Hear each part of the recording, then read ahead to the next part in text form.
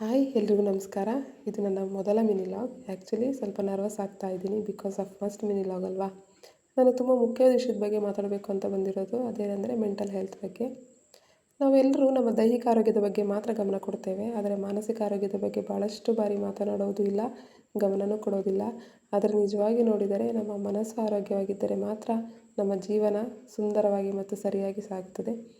ನಾನು ಈ ವಿಷಯದ ಬಗ್ಗೆ ಮಾತನಾಡಲು ರೀಸನ್ ಇಷ್ಟೇ, ಬಿಕಾಸ್ ನಾನು ಎಲ್ಲ ಎಕ್ಸ್ಪೀರಿಯೆನ್ಸ್ ಮಾಡಿದ್ದೇನೆ. ಆ್ಯಂಗ್ಸೈಟಿ, ಪ್ಯಾನಿಕ್ ಅಟ್ಯಾಕ್, ನೆಗೆಟಿವಿಟಿ ತುಂಬ ಸಫರ್ ಮಾಡಿದ್ದೀನಿ.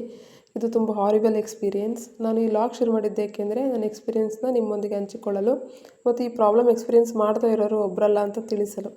ಇದು ತುಂಬ ನಾರ್ಮಲ್, ಆದರೆ ನಾವು ಅದನ್ನ ಒಪ್ಕೋಬೇಕಷ್ಟೇ. ಓಕೆ, ಮುಂದಿನ ವಿಡಿಯೋಗಳಲ್ಲಿ ನಾನು ಎಕ್ಸ್ಪೀರಿಯೆನ್ಸ್ ಮಾಡಿದಂಥ ಸಿಂಪ್ಟಮ್ಸ್ಗಳು ಮತ್ತು ಅದನ್ನು ಹೇಗೆ ಕಂಟ್ರೋಲ್ ಮಾಡಿದೆ ಅನ್ನೋ ಟಿಪ್ಸ್ಗಳನ್ನೂ ಕೂಡ ನಿಮ್ಮ ಹತ್ರ ಶೇರ್ ಮಾಡ್ಕೊತೀನಿ. ಧನ್ಯವಾದಗಳು. ಮುಂದಿನ ವಿಡಿಯೋಗಳಲ್ಲಿ ಸಿಗೋಣ.